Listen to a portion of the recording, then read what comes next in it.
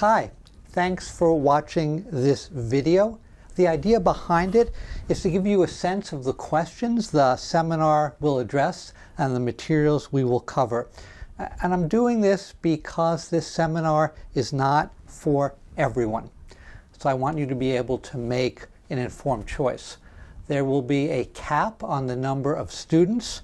There will be up to 6 graduate students and 6 law students for a total, obviously, of 12. Now, political science PhD students, you will be automatically admitted. Then there will be separate lotteries for graduate students and for law students. However, any graduate student who wants to take the seminar needs to email me. So if you're a political science PhD student, I can admit you, and otherwise I can put your name in the lottery. Law students, you can bid on the seminar as part of the normal law school bidding process. This video will be approximately 15 minutes long. I have 2 aims in the seminar. The first is to introduce you to the political nature of courts by examining foundational parts of the political science literature on courts.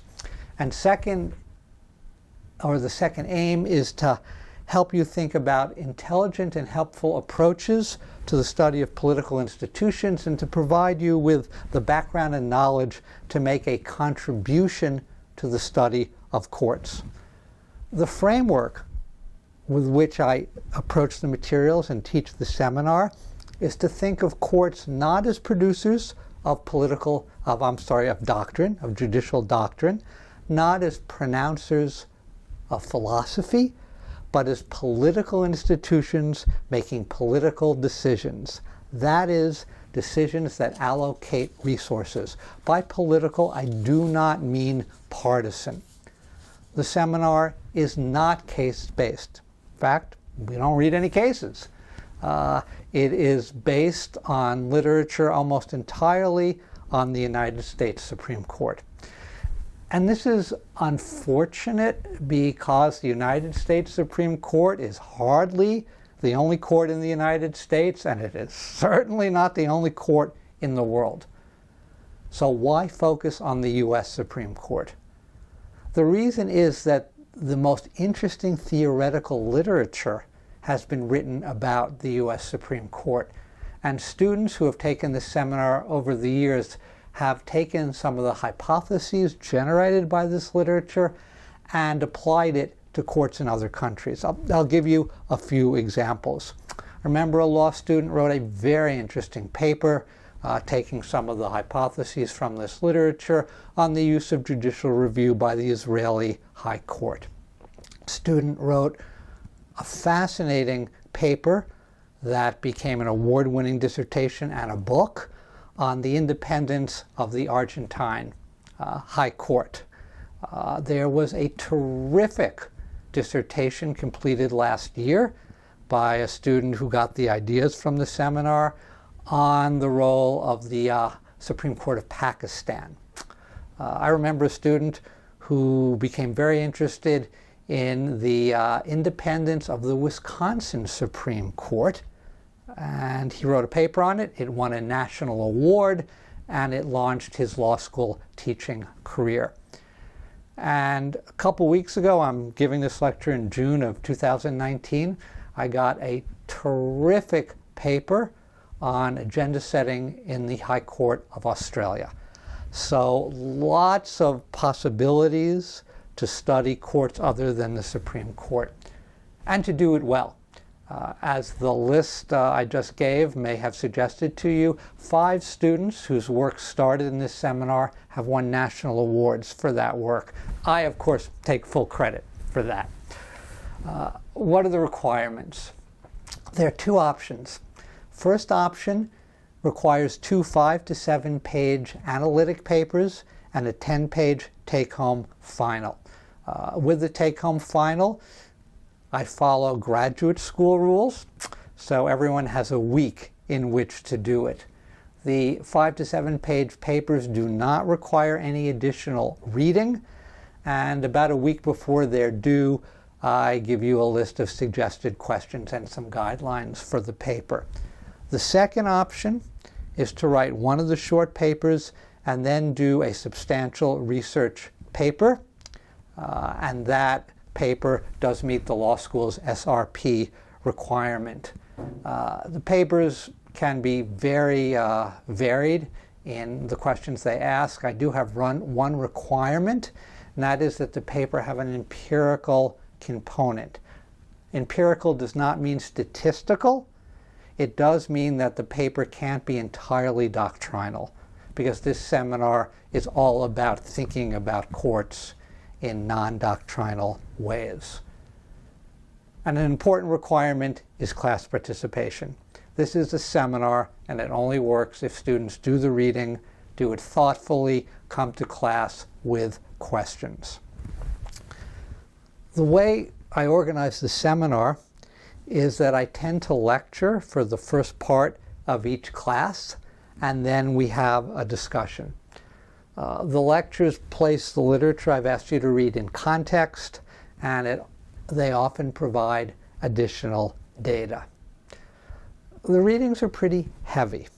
There are 4 books that will be available for purchase at the seminary co-op and whatever website you choose to use.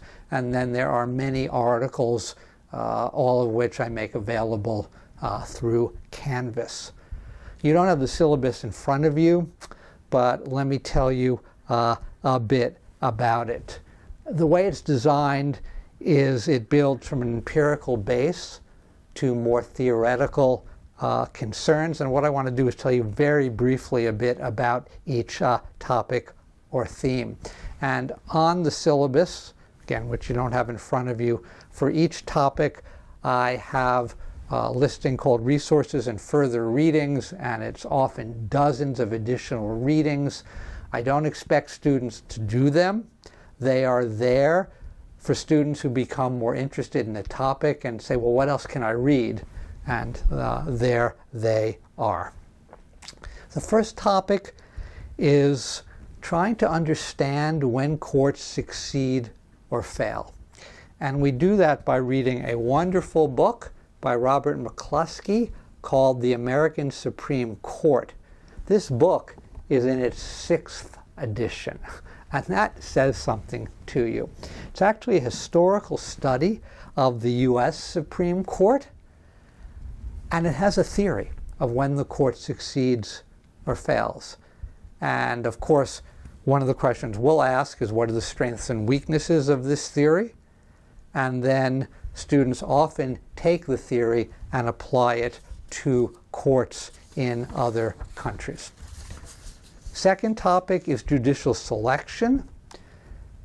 Question is, can we understand the peculiar system the U.S. has? Does it make any sense? What are its strengths or weaknesses? And as I'm sure you all know, everything's up in the air in the U.S. now. The system is breaking down.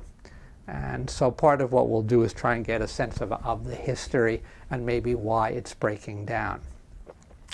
Topic 3 is about how judges make decisions. Now, the typical legal model, the one law students have been taught, the one I was taught in law school, is that a judge, when confronted with a case, looks at the relevant statute, perhaps the constitutional provision, looks at precedent, how similar issues have been decided before, reads the lawyer's briefs, considers oral arguments, and then reasons by analogy to reach her decision.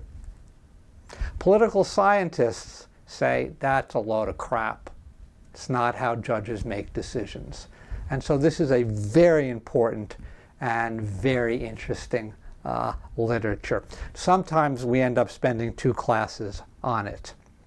Topic 4 is on public opinion. Large parts of legal scholarship make the assumption that court decisions can change the way people think about issues. And what the literature we read in this topic asks is, what's the empirical evidence on this? Can courts change people's minds? If so, when? Topic 5 is branch relations. Here the questions revolve around the relationship between the courts and the other branches of government. We'll read a very famous article here by Robert Dahl, who was perhaps the 20th century's leading democratic theorist, and we will read a decidedly less famous article by me, but raises some really interesting questions. Topic 6 I call groups and strategy. That's probably being kind. Maybe a better name would be the kitchen sink, because we read a lot of literature that focuses on the question of outside influences on the court. So we read literature on the court's agenda setting process, known as certiorari or cert. Question is, how does the court decide what cases to hear? We'll look at literature on interest groups and their approach to the court. There's a lot of reading here, and we try and wend our way through it.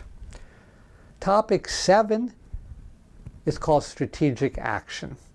And the basic assumption of the reading for topic 7 is the question that if a judge wants to further his understanding of the law, how might he behave?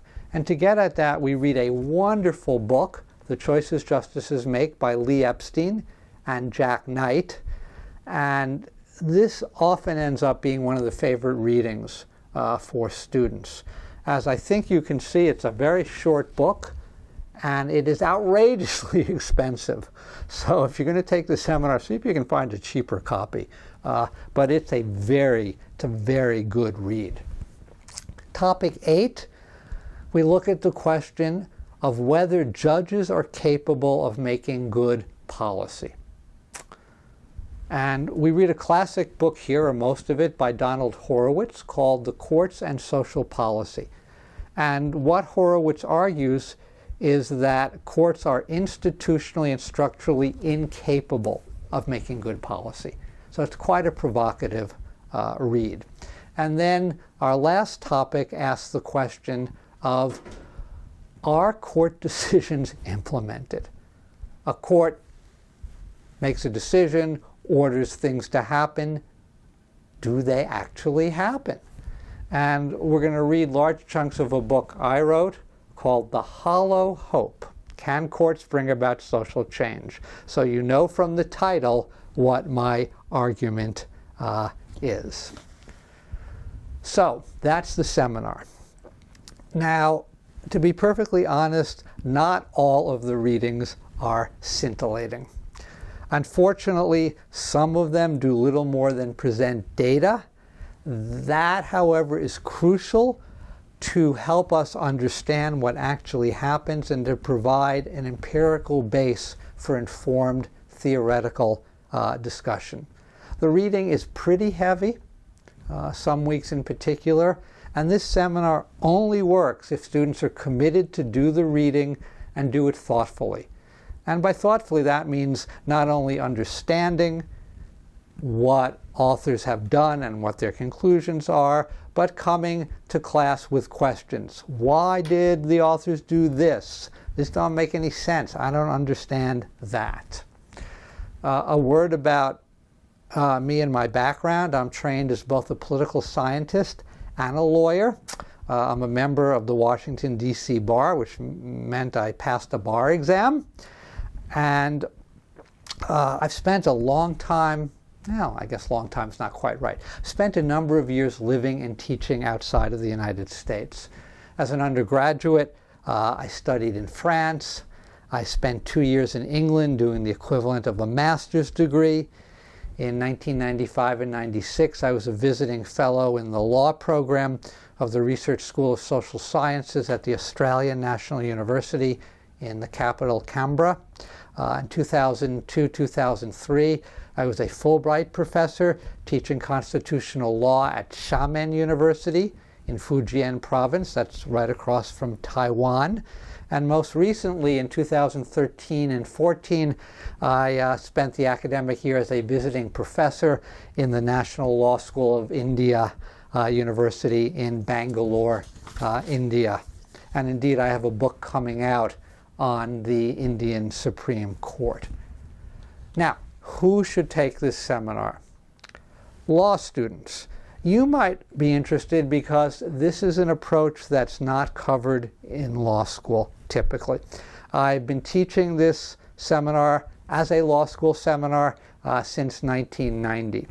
And if you take it, you will see that much legal writing makes assumptions about courts that lack empirical support. And what the seminar will do will be to help you think more clearly about the institution with which you will be spending the rest of your professional life.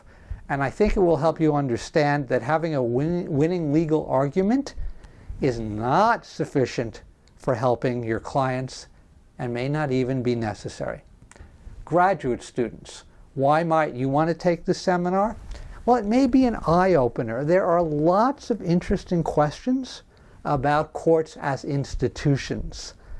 And one of the emphases of the seminar is to look at what good studies look like, what a good research design is like, and this will be useful for questions that don't deal with courts as well as questions that do. And as I've been suggesting all along, although the literature we read is based on the U.S. Supreme Court, the hypotheses that the literature generates do seem to travel. They are certainly applicable, maybe not fully supported in other countries. And to be totally instrumental graduate students, there are jobs in this field. Remember, if you're a graduate student and you want to take this seminar, including political science PhD students, you need to email me. And then political science PhD students, you'll be admitted. Other graduate students, I'll put your name in the lottery. Law students, you can bid on the seminar as part of the normal seminar bidding process. Once I've come up with a list of admitted students, I will email them, and if necessary, I'll have a waiting list.